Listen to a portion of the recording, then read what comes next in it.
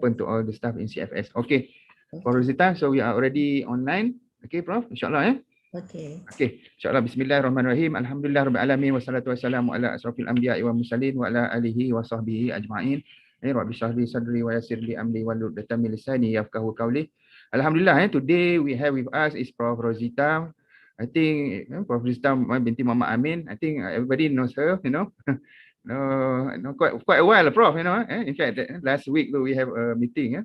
Quite a while I have not heard. I would say some seminar from you lah. I think I don't know about you all, but Prof. Rosita has always inspired me lah to work hard. For me, if you look at her qualification, basically her degree basically is from bachelor degree International Islamic University. Back then, I think in PJ, if not mistaken, Prof. Rosita, I remember seeing your picture before at that time. Yeah. I was in a position. Correct, Prof. Correct. And then, you can imagine at that time, because CFS was in PG, you can imagine that was the facilities that we have. But Alhamdulillah, I like to inform all the CFS staff, basically. Prof. Rosita, actually, I have been looking after our campus since the initial stage, actually. That's why if you see the OQ ramp, we have completed the OQ ramp. And then if you look at our pedestrian walk, there is the blind, the blind lane there. It's there, and then if you look at the front of the campus, we also have a safety railing there, and that's all due to the, I think, comment from Prof. Rosita. And another thing that I see also is our toilets. Prof. Rosita make sure that our toilet is what we call, okay, insyaAllah, Prof. Rosita will tell you a little bit more on that. Then a master degree from Northwestern University and a PhD from New York. So very impressive. Prof. Rosita has served IUM since 1987, and currently she is a professor of Department of Economics IUM. I hope also our student, will be following you on YouTube, insyaAllah, to inspire them, despite of all her disability, she have a PhD. Alhamdulillah.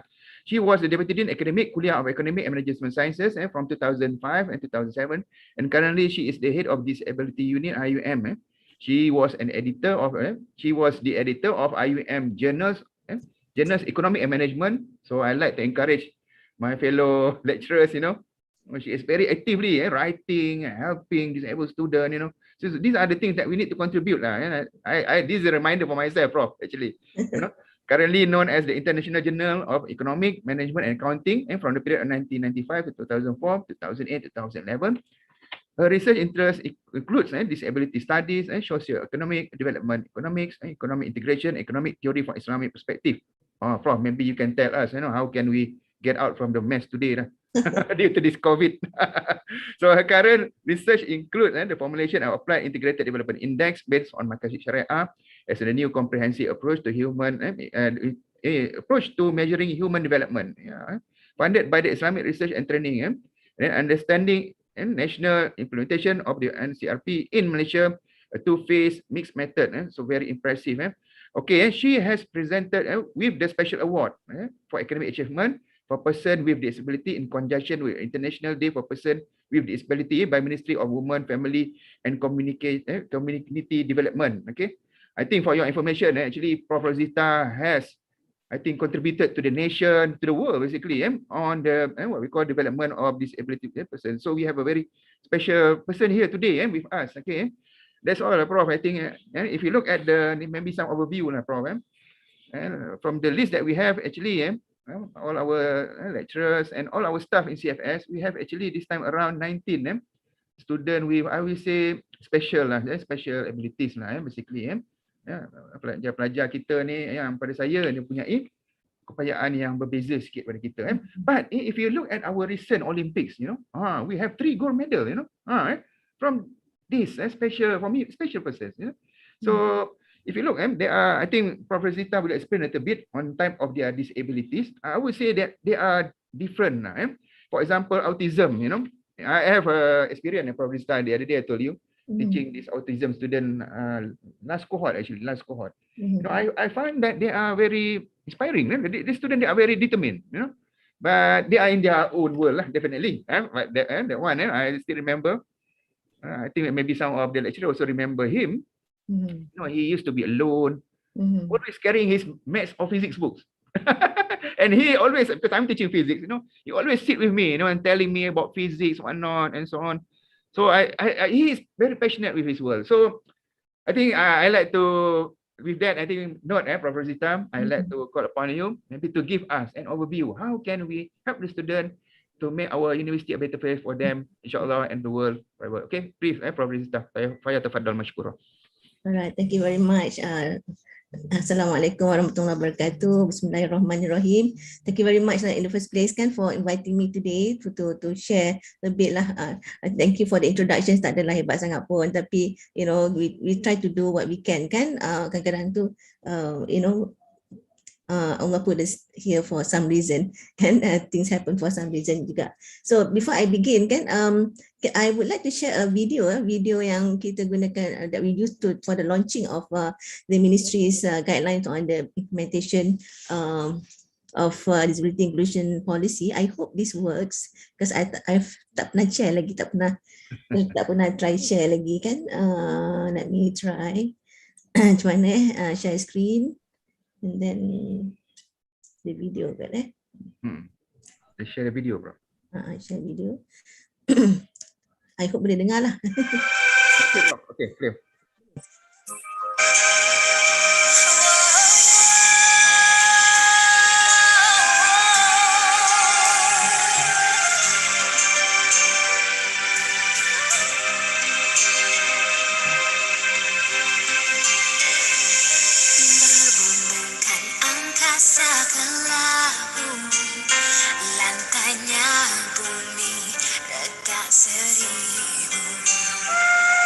Setiap langkah perjalananmu belum berliku.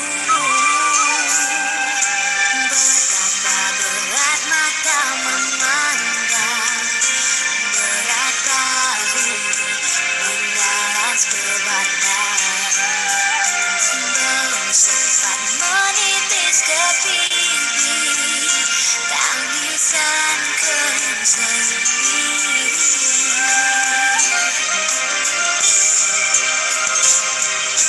Berkali tersungkur pandanganmu kabur, namun azam meneruskan hidup tak pernah luntur.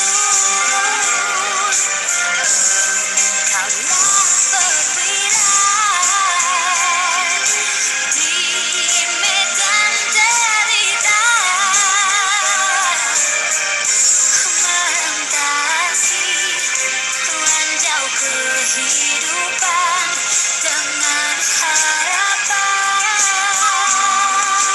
luahan rasa derita jiwa pada wajah tiada rahsia.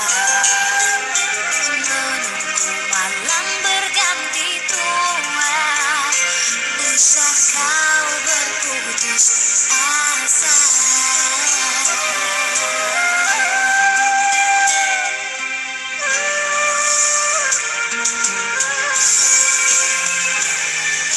Inklusif OKU di IPT. Sudah pasti ianya akan diteruskan. Dasar ini penting bagi memastikan kemudahan dan sistem sokongan pendidikan yang berterusan dapat kita berikan kepada pelajar-pelajar OKU yang berjaya mendapat tempat di IPT. Dalam memastikan golongan OKU tidak terpinggir, Universiti Awang juga telah menyahut hasrat kementerian dengan menubuhkan unit perkhidmatan OKU yang berfungsi sebagai unit perkhidmatan dan sokongan khusus kepada pelajar dan kaki tangan OKU di universiti berkenaan. Unit perkhidmatan OKU ini melapor terus kepada naib-naib chancellor di universiti masing-masing.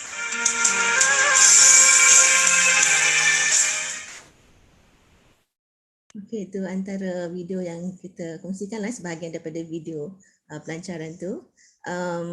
Okay, let me share my slides back.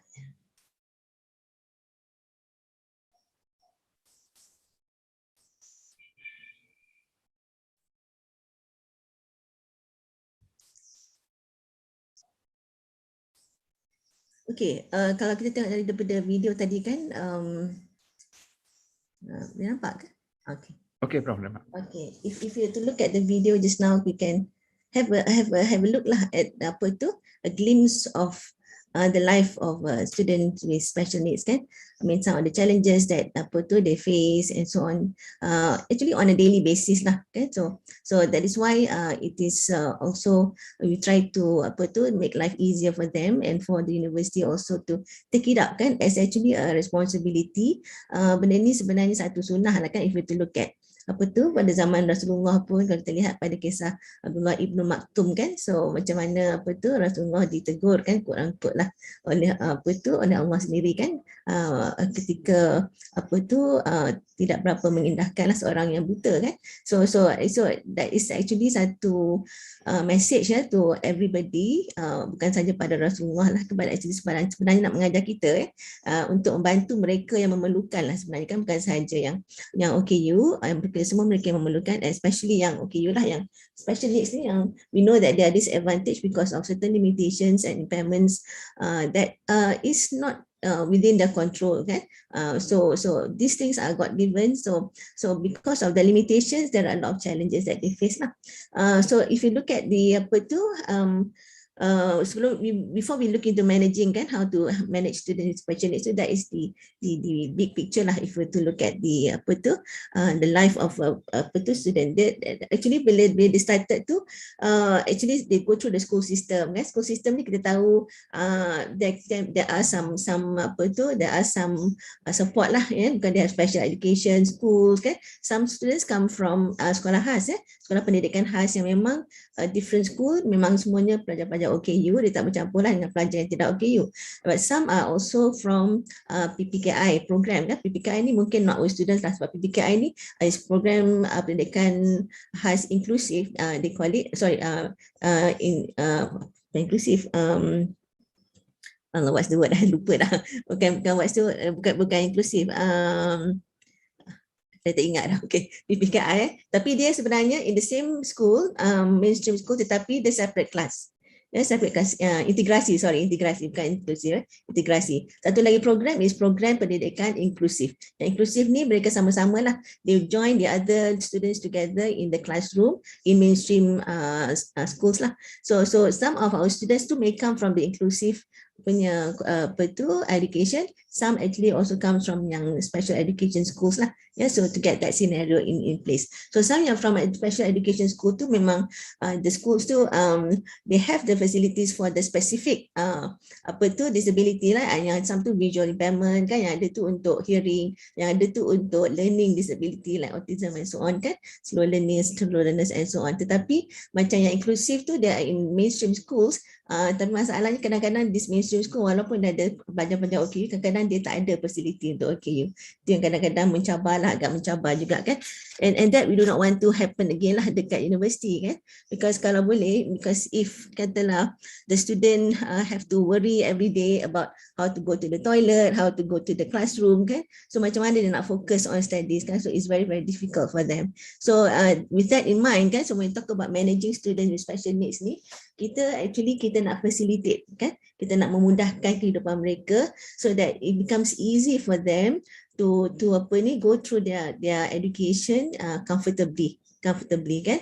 And then we talk about the school, the university environment. We have what we call the inclusion policy, disability inclusion policy. When we talk about inclusivity di sini, maksudnya anything that we provide for students, typical students yang non-disabled must also be provided for students yang have disability. So only then it is actually fair and just lah, sebab kita provide equal opportunity, bukan equal treatment Equal treatment dengan equal opportunity lain. Kita, in order for us to provide equal opportunity, sometimes we have to treat them differently.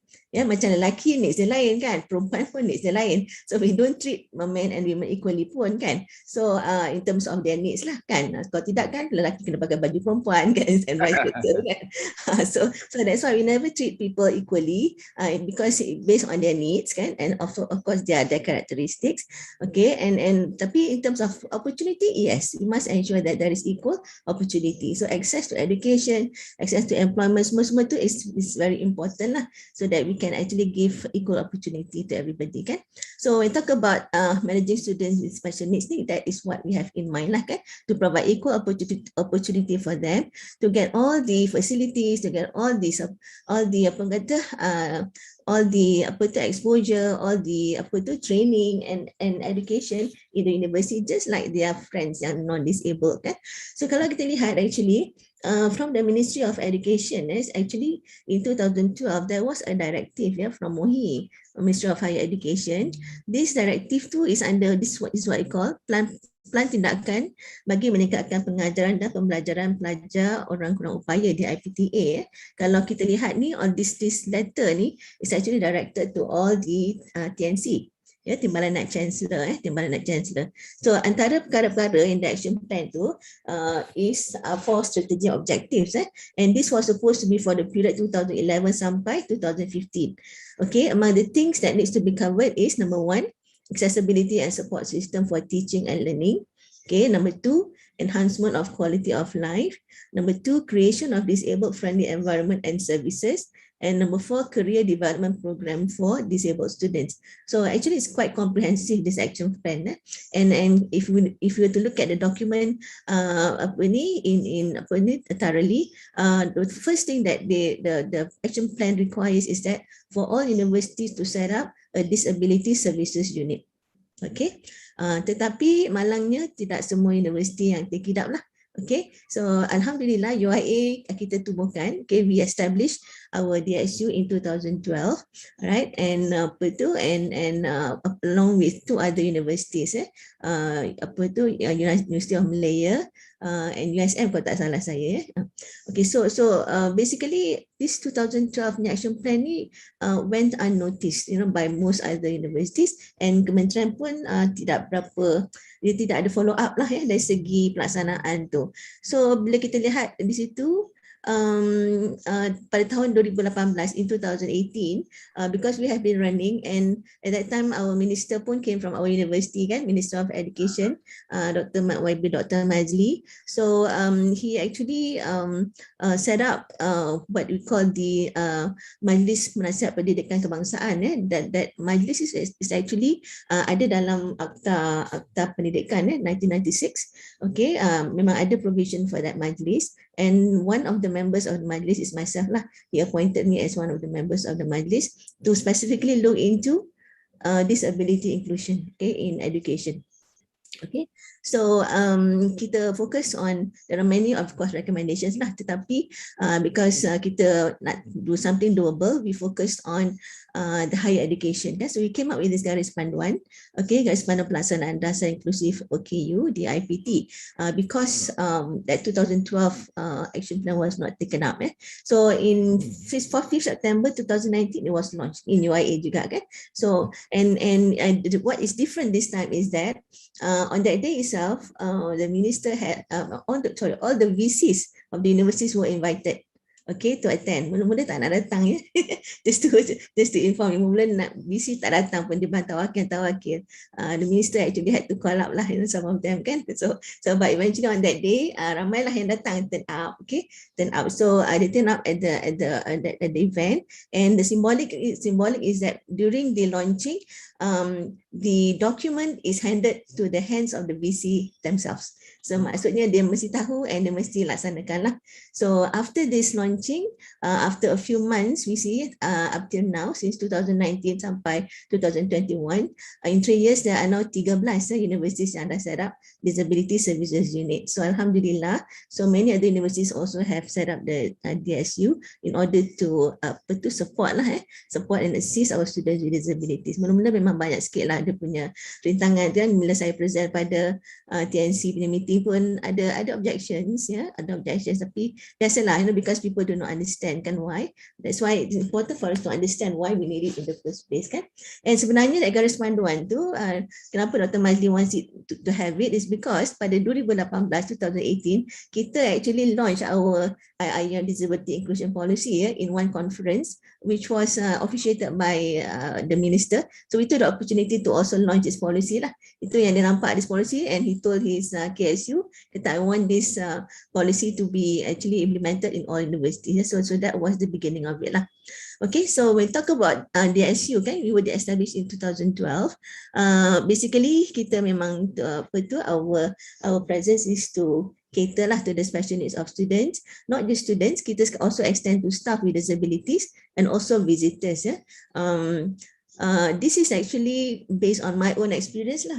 For those of you who do not know me, I am also a person with disability. Okay, I used to walk. Masa I was a student in IIM, masa tu nasib baik I used to walk lah, because banyak tangga kan di UIA masa tu. Di PJ tu memang tangga lah everywhere. Tapi saya pun tak tahu macam mana saya boleh larat jalan masa tu ya.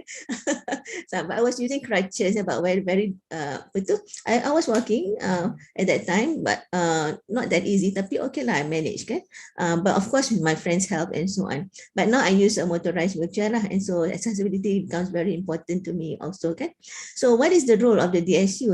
Bila kita tengok role of the DSU ni, I relate back to my experience lah overseas kan, when I was a foreign student. I was a foreign student and I was a disabled foreign student kan. So what happened is that, just to share with you some of my experience, sebelum saya pergi pun I contacted their DSU kat sana. Their unit dekat sana to inform them of my condition and ask them for assistance lah. So what they did, they made arrangements for my accommodation, ada room they found an apartment for me. So I brought my mom sekali because I cannot manage on my own.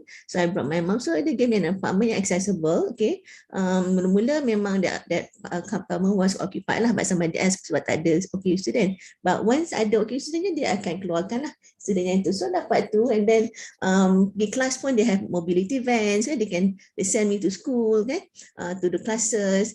Many other assistance lah. Kalau if the weather is bad kan, when it was snowing very heavily, kadang-kadang tu memang tak boleh lalu lah, jalan kat luar kan, pintu pun tak boleh buka. So pagi-pagi kita dah ada lori dah yang akan bersihkan salji dari depan rumah tu, jadi supaya kita boleh lalu. So benda-benda macam ni kan, dia automatically in place so that the life of the disabled student becomes much easier lah. So I try to implement that here. Maksudnya di sini kita think of what is best for the student. So tak limited only to what is written on paper lah kan. Apa-apa saja yang boleh membantu meringankan kehidupan mereka kan.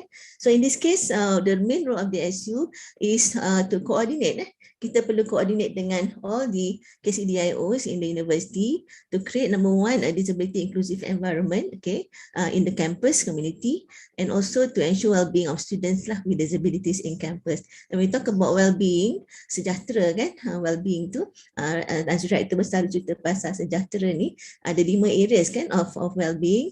We talk about academic well-being, emotional well-being, spiritual well-being, social well-being, and physical well-being. So all these well-being to need to be ensured lah in terms of support.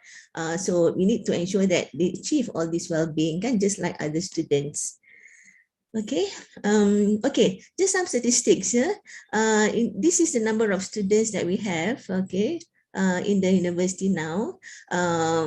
This one kalau kat main campus dekat this is an old statistics. Kalau kita lihat kan, kalau kita tolak yang this one 2020, 2021 previous one, kalau kita tolak yang 8 ni daripada foundation, kita ada dalam 70 berapa tak nampak lah kat sini. Something lah 70 something kan. And then we have yang CFS students sekarang ni. So this is 19 students kan, ramai kan this time. I think this is the highest number lah this semester kan. Yes, and we have from all types of disabilities kan, except for mental ni lah, kadang-kadang kita ada, kadang-kadang dia tak disclose kan, and sometimes tu dia belum ada kad OKU lagi. So that is why kadang-kadang tu as they go through studies too, a few will actually turn up lah and declare that they have a disability kan. So and you can see that through various programs kan dekat CFS, and ramai tu 19, and visually impaired ramai 8 orang, physical 4, learning pun 4, kita ada students with autism. Sorry, just Prof, one question lah. How do you differentiate mental, lately ni kan mental stress whatnot kan, and that with this mental disorder? Is there any special difference ke, or is it similar? Okay, yang mental illness tu can lead to mental disability lah. Okay, yang what is listed kat sini, yang mental disability ni ataupun kita panggil kalau lembut sikit itu psychosocial lah kan. Kita yang ini adalah mereka yang dah dapat kad OKU yang dapat kad OKU. And dalam kad OKU tu pun dia akan tulis ME lah. Okay, for them to get that OKU card is that they apa tu the psychiatrist they have to be in record. Okay, maksudnya they have to be in treatment for at least 2 years with the psychiatrist. So maksudnya kalau more than 2 years tu maksudnya dia dah jadi kekal lah. It's like sort of a permanent disability already, and therefore they qualify for an OKU card lah.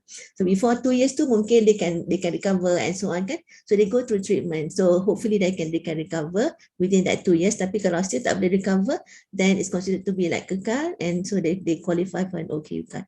Okay, so sekarang kita UIA dah ada mental health policy kan for students as well as staff. That's the question just now. How to differentiate this student? Okay, so senang je. Okay, siapa-siapa yang ada kad OKU, those with OKU card with that ME punya tu prefix kan mental, that one DSU will handle. Okay, we provide the support. We will arrange for the support. Those yang without the card OKU mental, because we don't DSU doesn't have the expertise in that area.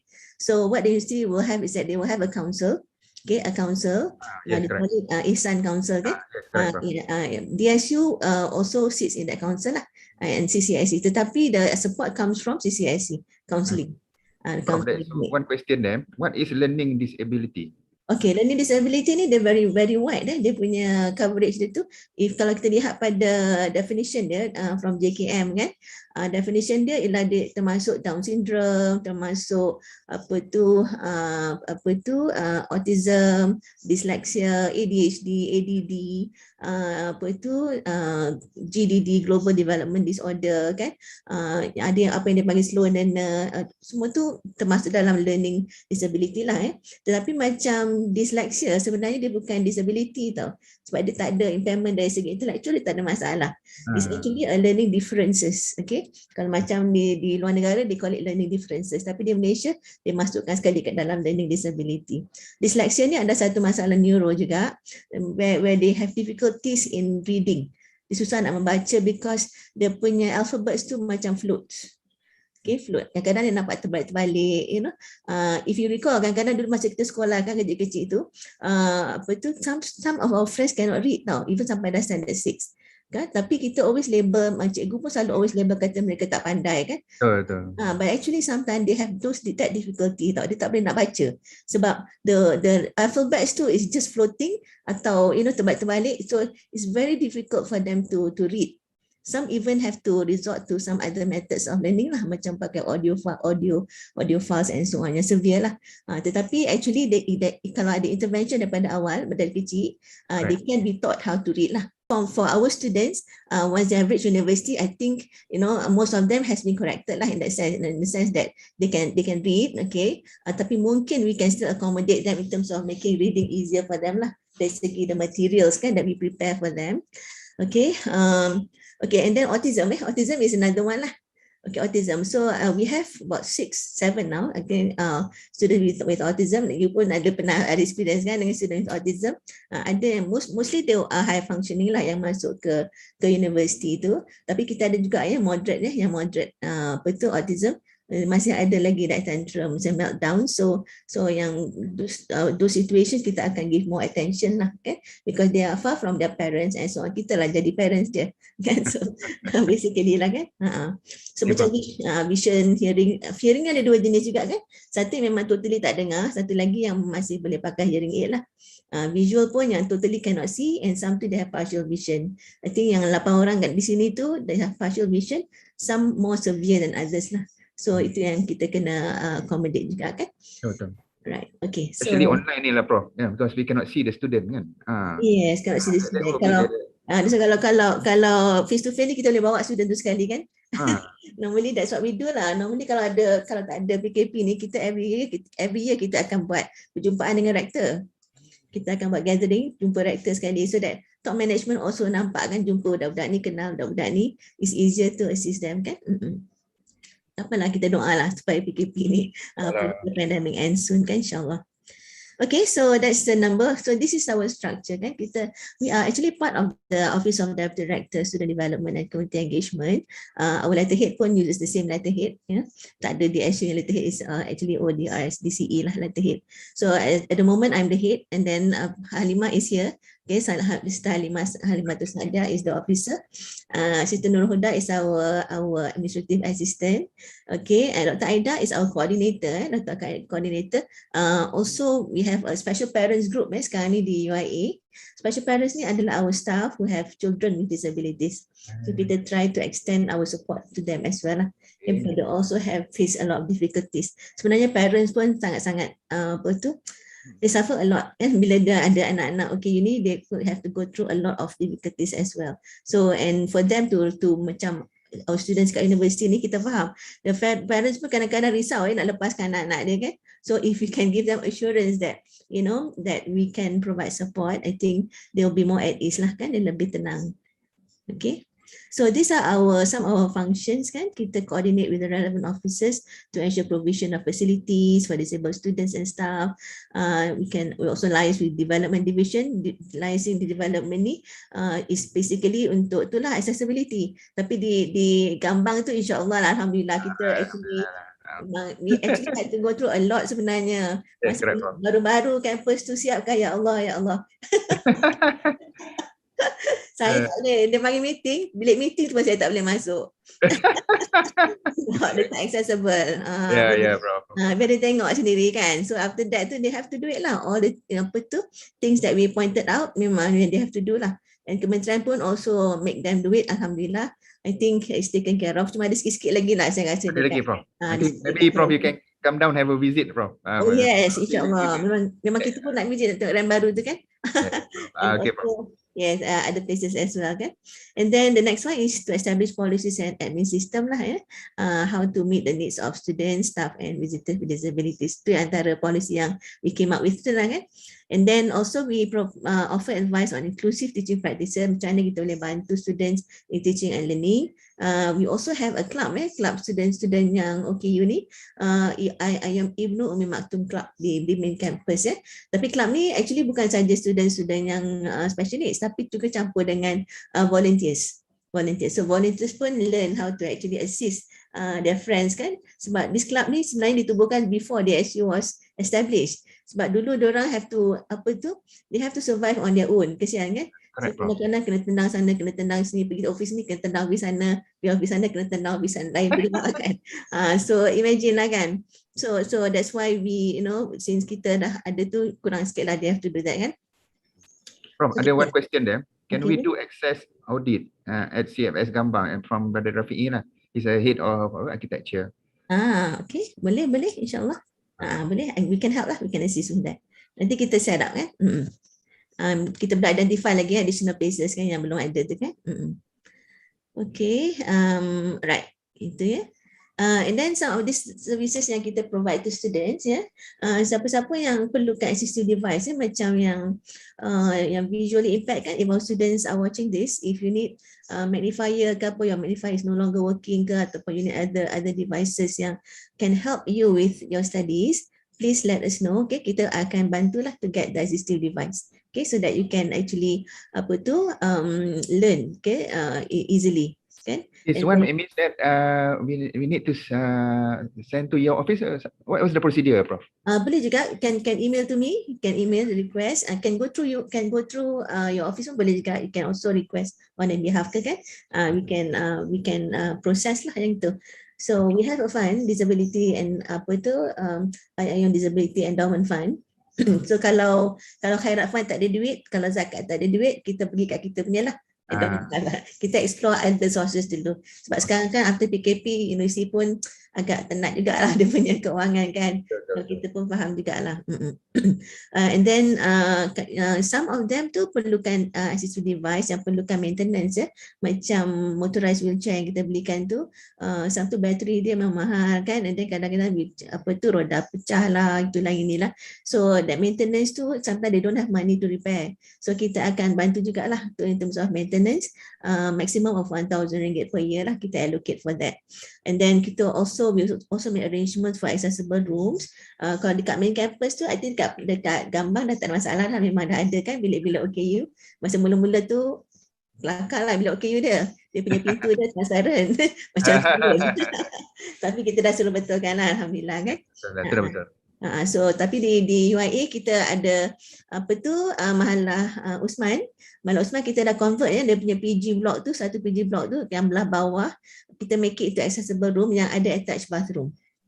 Okay. Ada attached bathroom, ada 7 unit yang ada attached bathroom. So student yang guna wheelchair, yang ada mobility problem, yang yang blind, kita letak kat situ lah.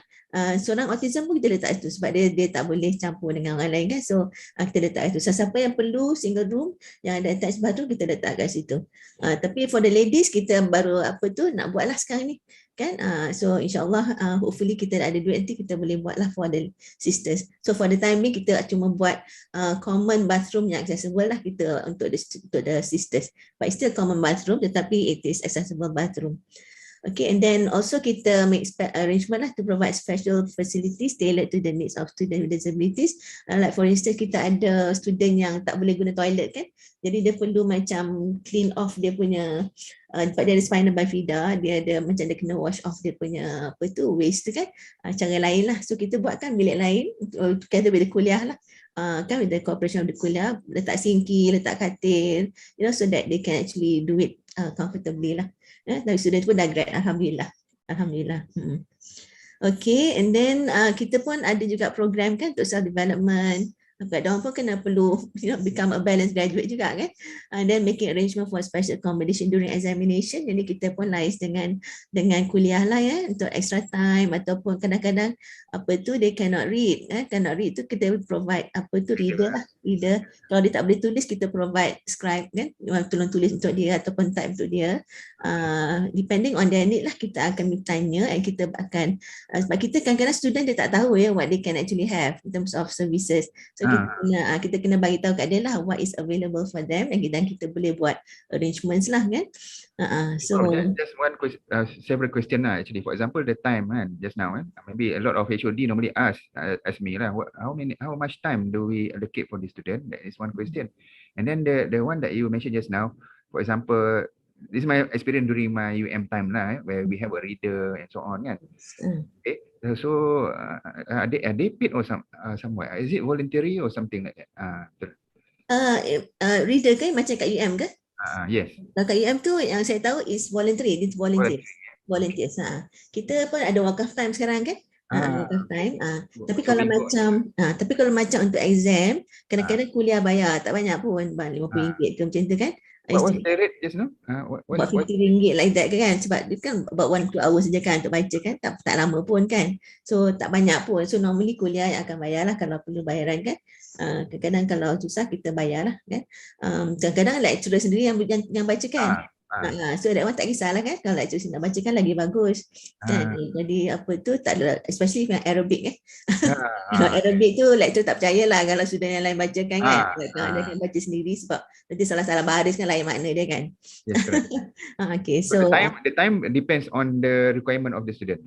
Okay, the time tu kalau kita there is a table sebenarnya. Dia tu exam berapa jam, extra how many minutes macam itu kan. Ada table dia. Kalau itu kalau based on KPM lah, Kementerian Pendidikan punya yang sekolah punya. Tetapi although we have that, I am actually lebih inclined to leave it open to the students' need. Sebab apa? Dia punya severity of disability tu berlainan. Severity dia kan, macam yang rabun, ada yang rabun sedikit tapi ada yang rabun very severe yang actually requires a lot more time kan. Macam yang physical pun, we have a case where seorang tu is paralyzed from the neck down kan. Jadi for her tu memang kita tak boleh bagi the standard table lah in terms of extra time tu kan. In fact kita tanya how many hours do you need. So, kalau 2 jam tu dia minta 4 jam. Okey lah, tak apa, double. Itu siapa yang nak tunggu 4 jam exam kan, tapi dia sanggup nak buat benda tu kan. Because dia boleh guna 2 jari dia untuk key in the keyboard. Sebab masa tu kita tak boleh guna scribe. Sebab apa? It's an English language punya exam. So dia tak bagi kan. Sebab takut is ada apa tu external element kan, dia punya is not her own answer. So dia key in lah, dia pakai keyboard dia tu. Tapi lama lah masa dia. Kan? Tapi nanti okay, I forgot I'm supposed to share the table kan, terlupa nak bagi, tak pernah saya akan sharekan. Okay, then kita also apa tu try to make arrangement lah for priority registration and for accessible classroom. This one mungkin I think I'm not so sure lah dekat CFS, but kalau di main campus ni memang kita macam open ended kan, kita punya registration tu kita open, memang berebut lah sudah nak kena register for classes tu. Kadang-kadang dapat, kadang-kadang tak dapat kan. So for our students tu kita akan bagi priority registration tu, kita bagi diorang berebut dulu, tapi kalau tak dapat bagi tahu kat kita dan kita masukkan. So that's the priority registration lah. Kita bagi diorang feel juga kan macam mana nak dia register sendiri, tapi kalau tak dapat kita minta tolong kuliah tolong registerkan lah. And also for them it's important for us to make sure that their classrooms are accessible lah. Kan, because kadang-kadang kita faham macam di main campus lah, especially kan some places are still not accessible. So kalau macam certain courses tu dekat apa tu rooms yang tak accessible tu, we need to make changes lah. Kan kita switch ke apa kan dengan kelas lain ke, to make to apa tu to move the class to an accessible room lah. Actually kalau kita ada lift is better, tapi lift pun kita kadang-kadang tak reliable kan, kadang-kadang rosak and what not. So and in the end I normally suggest to kuliah to provide the ground floor classes lah untuk our students yang apa tu, especially ada mobility issues kan, yang pakai wheelchair and so on. Kadang-kadang tak ada elektrik ke apa, memang they will get stuck lah. Kita sudah pernah mengangkat turun dia pakai wheelchair kan, so dia tak boleh nak apa tu nak guna lift, so he had to crawl down. So it's very difficult kan, we don't want that to happen lah. And then also any other request kan, because there are so many different types of disabilities. Kadang tu the request is very specific to a particular disability kan. So kita have an open-ended service there to cater for any other needed accommodation. Accommodation di sini is actually more of flexibilities lah that we can give. Okay, just to inform, kita pun dah ada Senate dah approve kita punya request to have flexible ataupun flexible graduation period for our students ya. Sebab apa? Sometimes they cannot take the regular load kan in one semester. Katalah regular load tu dalam 6 courses ke 5 courses kan, but our students with disabilities they can take lower than that, lower than the minimum. Sebab kadang-kadang dia tak boleh bawa kan because of their impairment tu, but because of that then dia punya graduation period will stretch a bit lah. Ya, tapi but the good thing is that they won't fail kan. Kalau dia fail pun in the end dia kena repeat juga kan. So at least now they won't fail, tapi dia akan stretch a bit lah in terms of the graduation period. Okay, and these are some of the services that we offer for both students and staff. Number one is that accessible transport ya, mobility van kita ada 3 sekarang ni. Alhamdulillah, satu memang universiti beli, UIA beli. The other 2 tu was donated, sponsored by Lembaga Zakat Selangor. Tapi di Gambang belum ada kan? Ya, belum. Yes, Prof. Itulah Gambang belum ada. Nanti kita try usahakan lah. Mungkin kita minta dengan lembaga zakat. Faham ke? That one possible. Kan kita cuba supaya kita dapat lah. Because Gambang campus pun besar kan? Besar. It's quite big. Possible, Prof. We can make a proposal and then we send to MUIB lah. Kalau ada kenal people kat sana lagi senang lah. Kita ada, Prof. I think kita can submit to Prof Samsul kuliah accommodation there because they have a close relationship with MUIB. I think we can work on that, Prof. InsyaAllah. I think I talk to you. I think you remind me on that. Okay. Alright. So that one we work on that. And then secondly, arrangement for provision of special room, equipment, services at kuliah. Okay. That one, okay. And the arrangement for upgrading of facilities to meet the needs. This one kadang-kadang classes dia tak accessible masa tu lah kan. Sekarang ni many are accessible already, tapi kalau ada juga katalah lab ke apa-apa yang tak accessible, kita akan minta lah request for upgrading kan, immediate upgrading lah. And then any other reasonable accommodation and request lah for assistance related to disability. So maknanya mobility transport yang kita ada ni and other services ni yang kat sini kita actually bukan sahaja pada students tapi juga untuk staff. So staff yang ada impairment pun can actually request for our special transport services for instance. Okay, and then other benefits ni, yang ni kalau di main campus lah once dia masuk main campus, ada entitled lah to what we call the bantuan kewangan OKU from KPT from MOHI, which is about RM300 monthly allowance, and dia akan cover jugalah the tuition fee, okay. So nantilah kita cuba usahakan for some fee reduction ke kan untuk students yang OKU ni untuk tak ramai kan. Hopefully lah kita can work on that. Okay, so these are some of the initiatives that we have already in place. So kita dah ada tadi yang I mention kan Disability Endowment Fund since 2013 lagi kita dah ada. It was also launched by Timbalan Menteri Wanita masa tu. And then we also have annually kita ada Disability Grant Awareness Campaign di main campus.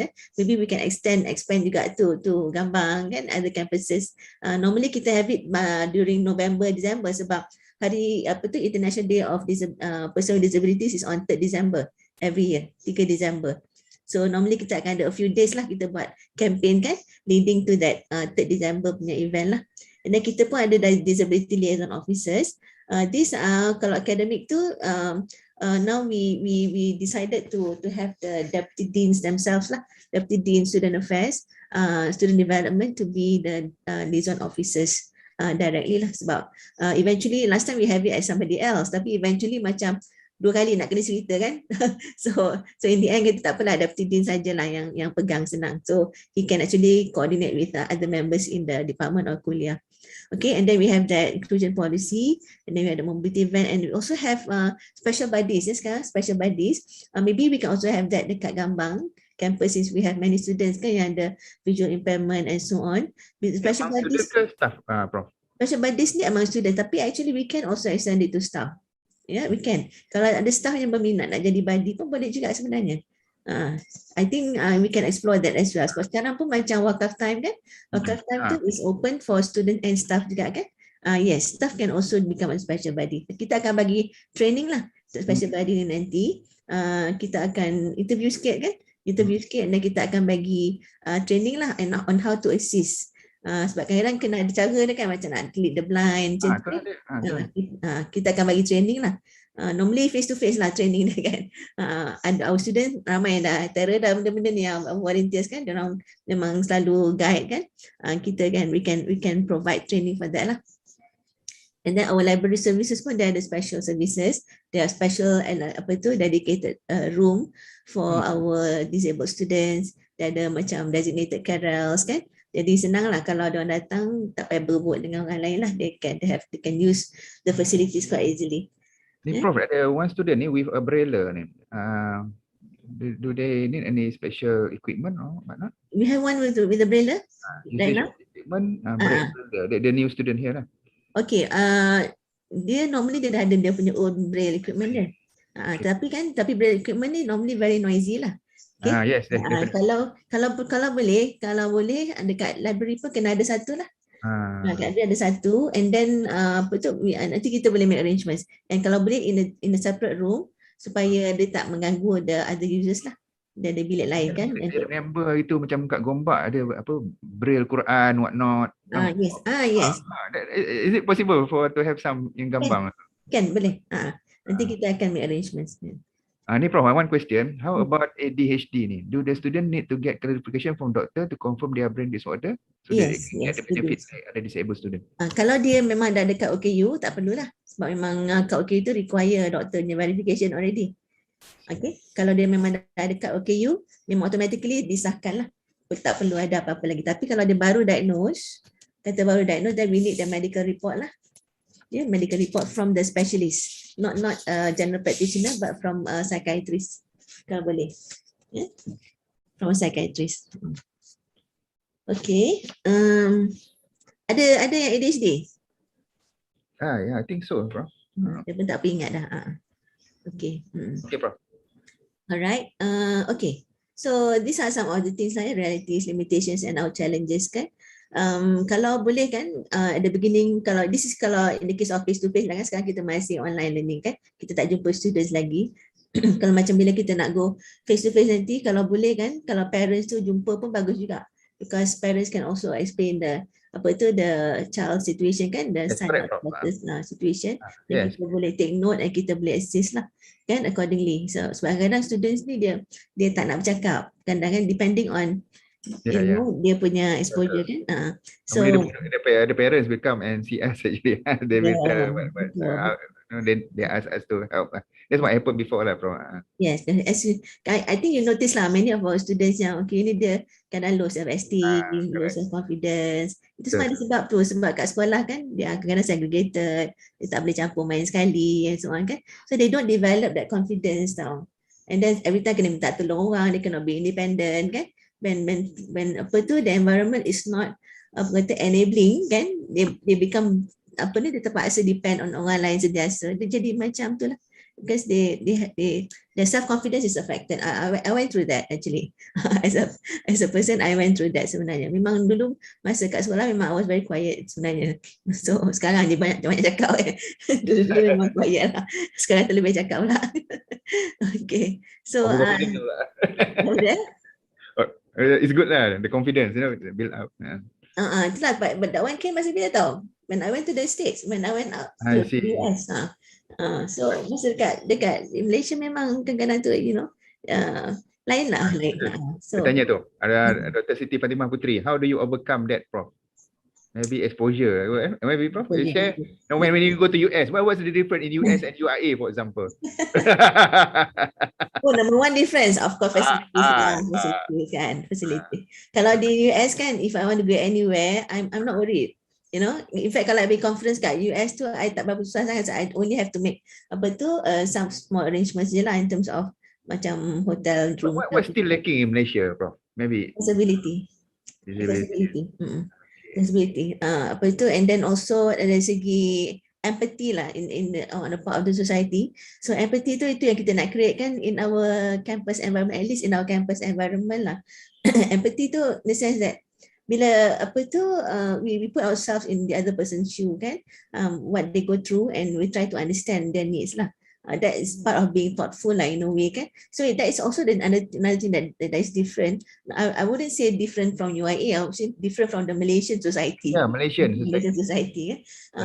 UIA kawan-kawan memang baik lah semua kan, is really like my family. Tapi macam di Malaysian society kan, kadang-kadang tu you go out, people stare at you kan, they stare, they give you, and then some people don't like you. Not everybody is nice. Kita kat UIA kadang-kadang kita jumpa dengan orang-orang yang baik-baik kan, bila kita keluar kadang-kadang banyak orang yang tak berapa baik sebenarnya. And I always like to experiment sebenarnya. I don't disclose I'm a professor ke apa ke, I tak disclose pun. Bila I tak disclose, I kena marah. Yes, I still kena marah. Kalau I tak disclose, And I just want to see the behavior of people, that's the Malaysian society, dia marah gitu, dia marah, dia kedik, say things yang, yang very hurtful lah, very hurtful. So that still happening, Prof? Still happening, Itu kalau, itu I dah lama hidup kan, budak-budak yang lain tu kan, you can imagine how it affects their punya self-esteem kan, when people look down at them kan. So it's things like that lah, Macam baru ni kan, I was a jury in Young Disabilities Challenge kan. They share the experiences kan. This one university students yang ada tu yang Kerdil kan, they share lah, dia kata orang pergi jumpa bapak dia, pergi jumpa kat dia, cakap dekat ayah dia, kata tak bagi cukup makan ke, tak bagi makan ke. Itu dia kata tengok tangan dia kecil kan, boleh tulis ke dengan tangan ni, boleh tulis ke, itu macam you belittle them kan. Belittle them. So I mean, kalau you curious nak tahu tu, I think there's a way of us asking kan. Yes, correct, bro. Cara tanya tu yes, lain. Macam kita nak tanya nak membantu tu lain, tanya yang macam nak belittle tu memang lain, kita pun faham kan. Tapi kalau di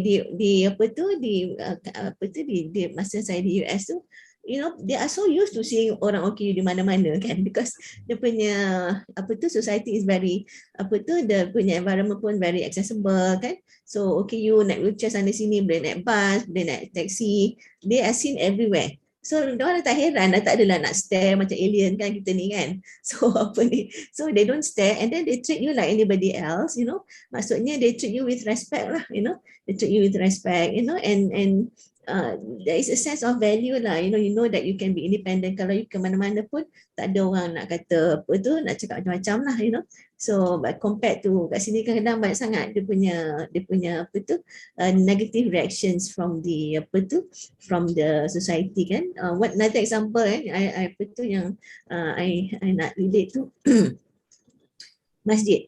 Sorry lah kita kan UIA kan. Betul. Kita alhamdulillah okay. Tapi di luar kan, Saya balik sekali one time tu, saya balik daripada meeting dari kementerian, so singgahlah Masjid Trajaya, Masjid Merah tu, ingat lagi. Sudah. So dari jauh sebab sudah maghrib kan. So okeylah kita singgah solat dulu. Okey, dari jauh nampaklah ada wheelchair di luar tu. Oh bagus, masjid ni ada wheelchair kan, provide. So memang cantik lah, ada ramp dan so on, masjid baru kan. Okey, so saya pun masuklah dengan my wheelchair, so dah solat dah semua ni kan. Lah saf putus-putus tu tak apalah, kita pergilah kat depan kan. Saf putus-putus tu dia biar aja, okey tak apa. Tak lama tu adalah ada orang apa ni, AJK masjid ni, ladies lah, dia bawa masuk wheelchair kat luar, yang nampak ada tolak wheelchair manual tu kan. Dia datang kat saya, boleh tak transfer ke wheelchair ni, dia kata kenapa? Dia kata sebab polisi masjid tak boleh bawa wheelchair dan masuk, dia kata kan, kena pakai wheelchair dia orang. Saya kata kenapa pula, saya mana boleh transfer ni, nanti saya jatuh kan, siapa nak tanggung? Saya bukan boleh transfer, memang betul pun saya tak boleh transfer dan saya tak boleh guna wheelchair manual. Lepas tu dia kata oh ni saya tak tahulah, ni polisi masjid. Saya kata macam mana pula ni, kata kan dekat Masjidil Haram pun tak halang saya bawa masuk wheelchair, kata kan. Kenapa kat sini tak bagi pula, kata kan. Mana saya nak jumpa dengan pengurusi lah, kata kan. Saya bawa balik dari kementerian ni, tak apalah, dia pun terus tolak balik wheelchair dia, tak jadi. Tapi bukan kotor pun, kita tahu kan nak bawa masuk masjid, kita akan bersihkan dululah wheelchair tu di luar kan, roda-roda tu. Tapi that is the attitude lah kan, the attitude. So itu yang sedih lah kadang-kadang tu kan, just to share the story, bukan nak minta simpati, tapi to understand our culture di Malaysia ni kadang masih macam tu. And especially kalau kat masjid kan sangat-sangat sedih lah, because kita Islamik kan, kita orang Islam, sepatutnya kita lebih menyantuni lah kan, menyantuni and make apa tu, we should welcome lah jemaah-jemaah yang di OKU kan. I told them lah, lebih sayang kapet daripada sayang jemaah lah, kata betul. Kapet yang tebal tu, that's unfortunate lah. Tapi saya dah bagi tahu lah juga dengan apa tu bekas Menteri Agama kita dulu, masa jumpa dah bagi tahu kat dia kan. So tak tahulah, hopefully now there are some improvements lah kot, hopefully kan, in the management of the mosque. Tapi masih banyak lagi lah masjid-masjid yang tak accessible and so on, which is something yang quite sad lah kan. Itu antara differences dia lah kan, antara masyarakat Malaysia dengan di apa tu di sana. Tapi itulah, bukan kata semuanya baik di sana kan, tapi mana yang bagus tu kita cuba contohi lah kan, insyaAllah. Padahal kita yang sepatutnya lebih baik lagi kan. Betul bro. Itulah dia. Okay, so itulah yang saya letakkan challenges kan. Challenges in creating an inclusive environment. We need to have a mindset transformation program. So create more empathy kan among the campus community.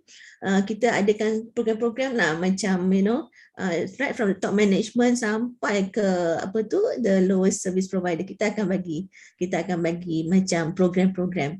Dan baru ni kita buat program training ya untuk our drivers kita kan, kadang tu bawa van mobility tapi kadang-kadang dia tak berapa.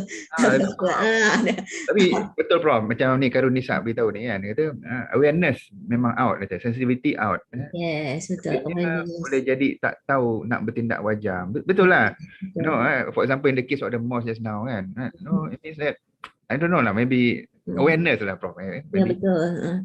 Itu yang most satu, yang satu lagi kita we have a lecturer seorang kan, dia vision impact kan. Dr. Nizam dia cerita lah, itu masjid kita sendiri berlaku masjid kita sendiri. Dia memang dia tak nampak tapi mata dia macam okey. Orang tak tahu dia blind lah kan. Sebab dia penglihatan dia ada sikit lagi yang tinggal. Tapi masa tu hari tu dia saja nak test, dia bawa dia punya white cane. Okay. Selepas dia ambil wuduk tu, dia keluarkan white cane dia. Itu dia trying to go to the dewan solat tu. Tapi tak ada siapa pun yang offer nak tolong dia masuk. Tiada siapa yang offer kan. So I think kita ambil iktibar lah kan. I think kalau students mendengar ni, kita I think we should the first one to be offering our help kan. Sebenarnya kalau kita tolong dia kan, banyak pahala kita dapat kan. Kita kat masjid, kita nak buat solat, nak buat ibadah, tetapi kita lupakan yang memerlukan kat situ kan. In fact kita boleh gandakan lagi kita punya pahala sebenarnya kan. So kita kena berlumba-lumba lah mencari pahala sebenarnya kan. So this thing that we are doing ni sebenarnya adalah apa tu, satu cara nak kita nak cari pahala jugalah kan. Kita punya saham kita di akhirat nanti insyaAllah. Itu pesan Dr. Mazli pada saya dulu masa sebelum dia apa tu resign. memang he personally spoke to me. Dia kata please lah Prof, dia kata kan let's try to make this a reality. Inilah saham kita ke akhirat nanti, dia kata, so that's the main intention kan. So alhamdulillah. So, tapi malangnya tak lama. Okay. But we manage lah sama. Alhamdulillah kita manage to launch this one dengan susah payahnya. Okay. Alright. So and then another thing yang kita perlu ada strategic planning lah. So kita ada we had a strategic planning workshop dengan our top management. Jadi kita pun create awareness kan among the top management so that they can also empathize lah with our students and staff with disability. And then now ni kita go one step further, kita ada flagship sekarang ni. Flagship we call it OKU4U, Sejahtera and Islamic Outreach flagship program. So kita ada community engagement dengan OKU orang asli yang dekat-dekat dengan UIA Gombak tu kan. Banyak lagi lah program kita, kalau CFS nak join pun boleh. Flagship. InsyaAllah. Okay, so this is in terms of support. Can I just briefly cerita tentang the workflow kan? Workflow dia. Kita workflow ni sebenarnya start since before registration lagi. Macam yang saya cakap tadi lah kan, sebelum saya pergi ke US tu saya dah contact diorang kan. So before kita pergi ke universiti tu, kita dah start contacting DSU kat sana. So samalah kat sini. So bila once dia dah dapat place tu kan, dah dapat senarai, kita kena minta lah senarai student OKU dari UPU tu.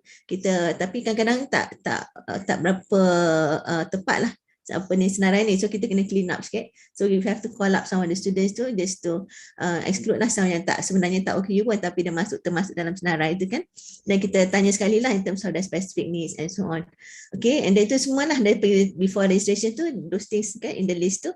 And then secondly, untuk registration pun kita kena prepare juga sebelum registration itu itself. Ni kalau face to face lah sekarang ni masih online lagi kan. So kalau face to face nanti, because ada face to face registration, kita kena prepare beforehand lah. Kalau boleh kita bantu mereka tu to minimize movement. Kadang-kadang kan dia daripada tempat registration nak pergi ke mahala kan jauh and so on kan. So kalau boleh kita registerkan untuk diorang, and then they can straight away go to the mahala. So it's easier for them kan. Then we can inform them lah ahead of time. So that on registration day tu dia terus pergi tempat yang kita dah bagi tahu tu kan. So on the registration day kita bantu diorang, and then lepas registration kita taruh program pula kan. For new students lah. Taruh program ni pun itulah kita kena arrange lah assistance kan, kalau siapa yang perlu transport, siapa yang perlu assistant kan, mungkin dia perlu somebody untuk temankan dia ke jalan ke apa kan, kadang dia jalan tak berapa stable, kena ada orang temankan ke. Masa taruh program selalu kita ada ramai volunteers kan, so kita boleh mungkin assign lah volunteers for that kan. Dan mungkin later on for special body lah, kalau mereka perlukan assistance kan, special body to assist. So lepas tu course registration kan, kita bantu dari segi priority registration and so on, make sure classrooms are accessible. Okay, and then teaching and learning tu kita, and assessment tu kita akan bincang lah dengan the kuliah kan, in terms of the flexibilities and academic accommodation that they need lah. Okay, some tu may not need much changes, tapi some tu perlukan quite a substantial kind of support lah kan. Normally kita akan, mana yang complex cases tu kita akan bincang dengan dekan, dengan dean, dengan heads of department. Sometimes with a few lecturers lah yang related kan, yang teaching the students. Okay, right. Then kita assign special buddies ya, and then kalau ada co-curricular activities pun kita akan bantu dari segi transport ke kan. Saya tak pasti kalau di sana ada club lagi, belum lagi lah mungkin kan, sebab kita belum tak ramai. Tapi normally dia akan join sekali lah dengan kita punya main campus kan, kita selalunya akan masukkan diorang sekali kat dalam our WhatsApp group. Okay, and then other areas lah of well-being kan. So this is some of the things yang kita boleh buat. So saya bagi example lah, senang cerita kan, kalau kita nak nampak sikit what kind of support that we give. Kita bagi 3 example, seorang autism, seorang visually impaired, seorang lagi yang physical kan.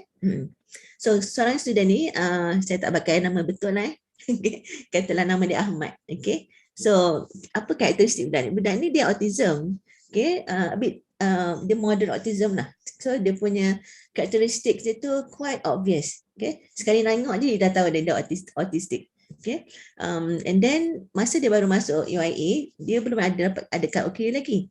He was not diagnosed yet. Tapi sebenarnya dia dah autism, tapi he went through the school system in the inclusive punya environment, tapi macam-macam lah he went through. Cikgu lah, apa tu, cakap dia macam-macam, and then kawan-kawan, bully dia and so on kan. Tapi he made it, he made it to university. Tapi masa third year tu somehow dia decided to jumpa kita punya counselor, clinical psychologist. So clinical psychologist tu, awak ni autism, dia kata kan. So pergi buat kat OKU lah, terus buat kat OKU, terus dapat, and then since then she has been under our support lah. Sebelum tu kita memang tak tahu. And you know how we knew about it? Because one day, masa tu exam period sebenarnya, one day dia datang dekat DSU, dia kata, saya tak tahu macam nak pergi kelas, nak pergi venue exam venue. Kata, macam mana pergi sebelum ni? Sebelum ni kawan-kawan dia bantu. Tapi sekarang kawan-kawan dia dah grad. So dah tak ada orang yang nak bantu dia pergi. So nasib baik pandai pula dia cari DSU masa tu, alhamdulillah. So kita pun bantulah buat dia pergi ke exam venue kan. So that's another characteristic lah of this particular student, dia wayfinding. Dia tak tahu nak cari jalan untuk kelas dia. Okay, memang very bad with wayfinding lah. And then dia punya cognitive age sebenarnya is 9 year old. Okay. Dia 20 tahun lebih, tapi dia cognitive age umur 9 tahun. Dia plays with toys kan. Macam-macam dia mainan dia memang tapi playing with toys tu helps him to focus in studies. So kadang-kadang saya pun memang belikan dia mainan. Bukan sebab nak layan apa, sebab memang that's how he actually focuses. Kan, he focuses in for his studies. So kita layanlah seperti mana yang budak 9 year old kan. Okay. Memang thinking dia macam tu. Tapi dia ada special attributes juga. Dia ada photographic memory. Ada memorize the Quran, study pun okay. Tulis pandai, menulis memang pandai. And then dia buat translation work kan, daripada Arabic. Sebab dia ni ambil fiqh. Ambil fiqh. So dia buat translation work, professional translation ni, daripada classical punya text kan, dia translate to Malay. Then dia ada sensory issues lah. Color toiletnya pun kadang-kadang boleh buat dia muntah. Bukan bekas toilet tu tak bersih, toilet bersih. Tapi color dinding tu lain.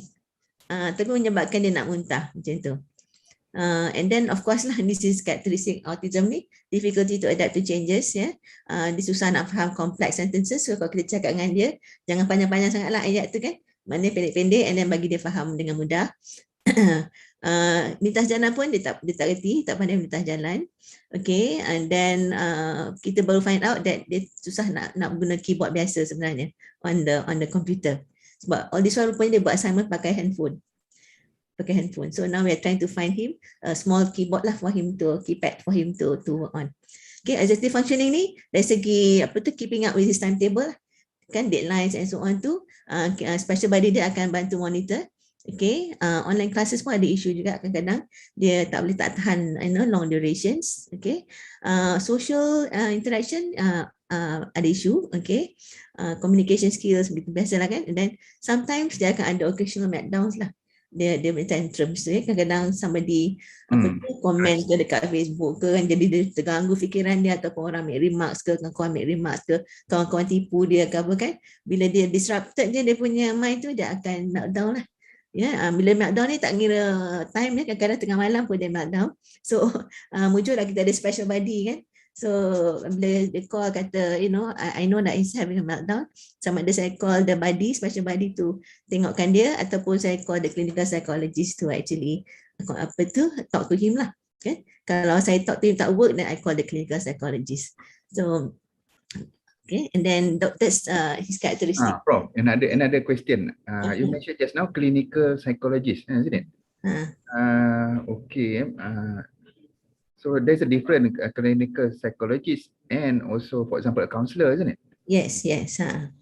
Clinical psychologist dia ada this additional qualification lah. Dia go through an additional training lah. Dia doktor. Dia tak sampai pada doktor. Doktor tu macam psychiatrist lah kan. Psychiatrist dia more of the medical. Now I'm confused already. Psychiatrist dia lebih kepada medical punya intervention lah. Clinical psychologist lebih kepada non-medical intervention. Non-medical, alright. Non-medical. Okay, lebih pada macam you counsel dia, tapi lebih kepada clinical psychologist dia boleh diagnose. Counselor tak boleh diagnose. Okay, diagnose macam autism ke apa kan, ADHD. Cenderung dia are trained to diagnose. So our clinical psychologist yang diagnose him to be having autism tu sebenarnya. Ada few cases yang kita diagnose masa on campus already.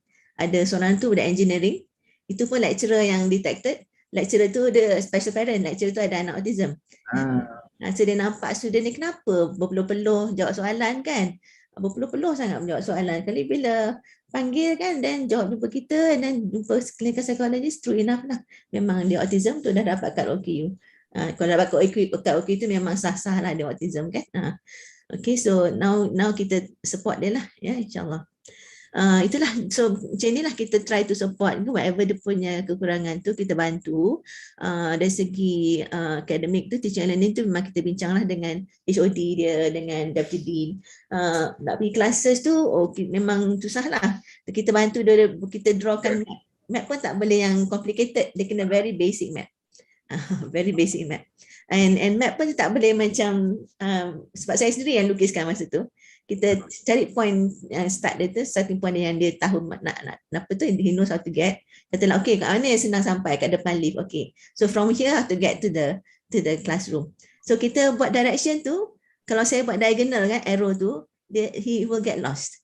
So saya punya arrow tu dia kena right angle, straight, ke kanan 90 degrees, ke kiri dia kena macam 90 degrees. So bila dia jalan, dia akan ikut exactly the arrow lah. Sampai ujung tu 90 degrees dia turn right. Lepas tu sampai ujung tu 90 degrees dia turn left. Dia akan ikut exactly macam dia bentuk arrow tu. Baru dia sampai lah. So he was happy lah bila dia dapat map tu kan. Tapi lepas tu PKP pula. PKP langsung dia pun sedih lah tak dapat pergi kelas. Okay. Lepas tu itulah, apart from our special buddies, kita ada juga academic buddies. Kalau online classes ni kan, online classes kan dia tak jumpa kawan-kawan, so kita minta bantuan lah the lecturers to maybe identify kawan-kawan dia in class tu yang boleh bantu, bagi tahu dia lah kan, catch up with class kan, deadlines and so on tu, academic buddies tu akan bantulah. Kadang-kadang lecturer sendiri sebenarnya, lecturer sendiri yang communicate dengan dia kan, always on apa tu, WhatsApp punya basis lah. Memang dia sangat close lah dengan lecturers and so on. Tapi lecturers semua sayang dia. Alhamdulillah. Very good lah, Alhamdulillah. Dan flexible deadlines tu memang lecturers semua dah tahu lah. And then since dah ada masalah nak apa tu, nak menaikkan dengan the laptop punya keyboard tu, lecturers dia tak apa, submit handwritten pun tak apa. So special arrangement for him lah. So this is the emotional support lah that we give kan. Mahalah tu memang itu je lah, mahalah yang dia akan duduk tu, mahalah Farouk tu dia tak boleh tukar ke mahalah lain. Kita try, one time tu kita ingat nak kena tukarkan dia sebab I think sebab quarantine, kalau tak salah saya kan, kita pindahkan dia, memang dia tak boleh hidup. So kita minta permission, dia duduk dekat same room walaupun quarantine, dia kena quarantine sekali lah, banyak kali dia kena quarantine. Tapi dia tak kisah, asalkan dia dapat duduk bilik yang sama. Okay. Then interactive session with students. Sekarang dah pandai sikit lah dia berinteraksi dengan student-student lain kan. Then lecturers pun rajin bawa dia pergi seminar and so on. Dia pun rajin datang kat DSU. Dia pun actually jadi macam soal volunteer juga lah kat DSU tu kan. Macam student kita yang macam online exam ni, macam student kita yang visually impaired tu, need somebody to read out the questions. Kita suruh dia baca sebab dia kan autism kan, dia akan satu-satu kan sebiji-sebiji. So bila dia baca tu, okay lah, satu sebiji lah dia akan keluar kan. So it's nice lah. So it's easy for yang apa tu, kawan dia yang visually impaired to apa tu, listen to dia punya reading. So okay lah, it works out. Jadi bila dia dapat membantu orang tu, dia rasa macam sangat berguna lah. It really makes him feel good about himself. So kadang-kadang we have to also apa tu, give opportunity for them kan, our students OKU ni, supaya mereka dapat apa tu, sama-sama contribute and that can develop dia punya self confidence tu. Physical support ni dia rajin jogging lah pagi-pagi. Masa dulu lah, sekarang tak boleh lah kan. Sekarang dia dah balik rumah. Okay, and then second one is our student. Actually dalam video tadi tu yang kita nampak tadi lah, yang pakai white cane tu kan, yang blind tu, is our student. His name is actually Daniel. Tapi Daniel ni bagus, dia sangat bersemangat. Okay, walaupun dia tak nampak kan, tapi he's very active in many activities. Okay, so kalau kita lihat kan, okay, dia pun hafiz Quran juga, dia gunakan braille, screen reader juga. Kita offer dia nak belikan JAWS ni, higher version of screen reader lah, tapi dia tak nak, dia cukup lah yang dia ada tu. Tapi dia sangat aktif dalam competition, dalam activities and so on. Bagus. So samalah ya, academic support kita jumpa Dean and so on. Dari segi exam tu kita bagi reader lah kan, reader masa exam yang face to face tu, tapi now ni kita record lah dia punya exam question tu, kita buat voice pre-recorded kita voice record. Macam exam baru ni, exam ni online kan. So what we do, kita bacakan satu-satu lah soalan dia. Question 1 satu voice message, question 2 another voice message. Jadi bila dia nak listen balik kan, nak ulang balik nak soalan tu, dia senang nak klik lah, dia boleh ulang balik dengar kan. Tapi kita cara baca tu ada cara lah supaya dia tak miss any information kan kat dalam tu. Okay, and then of course it takes a longer time. Semua tu kita perlu bagi extra time lah kan. Flexibility, special body and so on lah. Yeah. Tapi memang dia pergi kelas tu memang kita bagi buddy yang akan guide dia lah, sebab kita belum ada tactile tu. Tactile macam kat gambar ada kan. Gambar ada tactile tu, tapi kita susah sangat nak dapatkan benda tu. Budget is another issue lah kan. Tapi kita punya campus pun very complicated dekat Gombak tu. Very complicated. So memang kita kena bubuh lah tu. Kalau ni kan kita nak allow him to be independent. Tapi for now memang untuk classes dia kita akan assign buddy lah, akan guide dia. Ya, ada cara nak guide dia. Okay, and then sama lah ya, emotional spiritual support. Dia ni rajin pergi masjid, so adalah kawan-kawan dia bawa pergi and so on kan. And very active. Dia pun ada FB dia, Love Quran Group ni, dia akan ajar Quran ni online. Ajar Quran online for the visually impaired community. This is actually another area yang our students kan kalau nak involve kan, bagus sangat kalau boleh bantu our disabled community, yang especially yang blind and deaf kan, yang nak belajar baca Quran tu, sangat-sangat memerlukan ustaz-ustazah yang pandai sign language, yang pandai braille. Macam sekarang ni USIM satu universiti je yang offer that course. USIM seorang je. So actually I'm thinking though, if CFS ni how can we help? Yes, betul. Kalau students kalau kita boleh embed dalam kita punya curriculum kan. Usually they make it compulsory tau. Compulsory Quran Braille tu kan. So itulah. Nanti kita work out dengan kuliah pula. Ada one question there from Karnisa. Where to report if we notice student in special needs or to diagnose, as Prof mentioned just now, because they might not have the OKU card. So Yes. Where to report? Okay, dekat CFS ada counselling unit tak? Ada, yes. Ada clinical psychologist tak? That one I'm not so sure. Itulah, that's why I need to check. Okay, kalau tak ada pun tak apa, boleh refer to apa ni.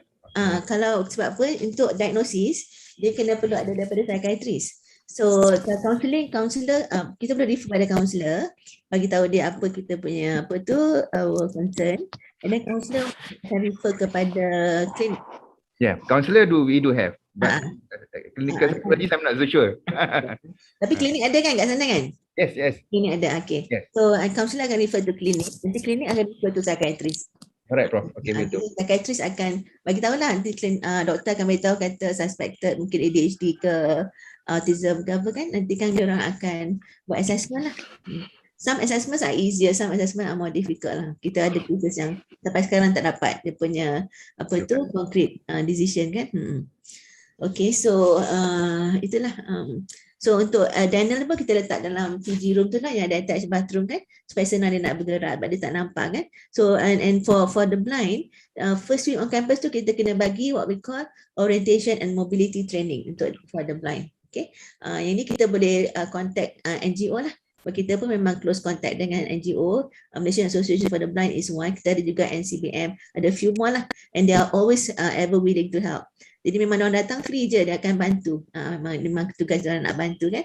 So kita train lah macam mana nak manage around mahalah dia. Jadi kat situ dah tak perlu, tak tahu pun, memang dia berlari dah sana sini. Kalau memang dia punya kawasan yang dia dah biasa kan. And then betul lah, tactile lah ke tempat-tempat yang agak kritikal kan, ataupun ada danger punya areas tu, kita kita letak tactile lah. Tadi dalam video tadi kan dia tunjuk macam lalu ada yang macam tepi tu tebing kan. Dia nak pergi tu, sekarang kita dah letak railings lah. Yes. Ada besi railing dah, jadi selamat lah. So benda-benda macam itulah kita kena make sure that lalu anda selamat, sebab dia tak nampak kan. For the blind ni kadang-kadang memang jatuh dalam longkang and so on kan. So it is very difficult. So kalau ada boleh open drains, kita kena tutup lah kan, tutup rapat-rapat supaya tak ada accidents kan. Okay, so this one is the third case. The third case, Amina is not her name, but because dia dah grad, tak apalah, I guna nama dia lah. Sister Afaf sebenarnya, Afaf. Afaf ni is actually from Sudan. She's a Sudanese. So dia buat masters, mula datang dia buat masters. Lepas tu dia dah habis master, dia sambung buat PhD dekat UIA juga. Tapi this is the one yang paralyzed from the neck down. To me kan, the paling severe lah yang disabled. Dia kena severe bro. Memang very severe. Tapi kan, tak kata memang rezeki dia lah. Sebab masa dia datang kat UIA tu, DSU baru sebulan ditubuhkan. Saya pun baru masa tu tak ada, baru masuk office, tak ada staff, tak ada apa. Memang saya lone ranger lah masa tu kan. Tapi sebab kita duduk dekat bawah sama office dengan Deputy Director's Office, I mean we share the same staff lah. So memang kita bantu lah masa tu kan. Dia memang apa tu, paralyzed because of accident. Memang dia ada personal assistant dia yang bantu dia. Alhamdulillah lah, nasib baik dia punya family dia well to do lah kan, dia boleh hire apa tu, personal assistant yang dia bantu dia. Memang everything lah, mandi, makan semua kena orang bantu kan. And dia punya own motorized wheelchair. Dia guna 2 jari dia untuk type kat keyboard kan. Tapi imagine kan dia punya semangat tu, dah ada PhD sekarang ni. And sampai sekarang dia masih contact saya lagi. Okay. And then memang despite that one, dia sangat aktif. Kalau kita ada program kat luar ke apa, dia nak ikut. So dia ikut lah kan. Ikut, tapi cuma dia tak tahan lama sangat lah, duduk lama-lama kan. Okay, tapi dia ni memang semangat kuat lah. So yang for her, kita memang kena renovate lah satu bilik kan, bilik fellows room dekat Mahala Rukaya tu, dekat Gombak campus tu. Bilik fellow tu dia ada macam bilik kan, so that ada punya personal assistant dia pun boleh bantu. Tak accessible, mula-mula tak accessible. So kita make it accessible sampai laluan dia sampai keluar, so that apa tu, van mobility kita boleh ambil dia pergi kelas and so on kan. Toilet dia pun we make it accessible. And in fact kita pecahkan tembok tu, kita attachkan sekali. Kita apa tu, tembok between bilik dengan toilet tu kita pecahkan. Ya, terus supaya terus masuk je. Kalau tidak dia kena corner kan, kena keluar balik kan. So kita tembok terus tembok tu, jadi senanglah dia nak jadi attach bathroom terus lah kan. So sebab memang personal assistant dia kena angkat dia kan. So kesianlah kalau susah jauh sangat nak lalu kan. So alhamdulillah lah, we managed to do that. And I think our development masa tu very apa tu, cooperative kan. Lepas tu pun kita ada another case juga pun, kita renovate juga untuk dia. So ada 2 lah yang apa tu, fellows room unit yang ada accessible punya facility, yang boleh ada personal assistant lah. Yang dia ada case tu, brother tu dia bawa wife dia. So kita renovate dia punya tu lah, dia punya bilik kan, fellows room tu. So itulah untuk physical disability ni, kebanyakan support tu is more in terms of infrastructure lah. Infrastructure kita apa tu, classroom accessible, extra time of course sebab dia punya limitation kan, to ride and so on tu. Assistant dia boleh datang sekali duduk kat kelas. Kawan-kawan dia pun very very helpful kan.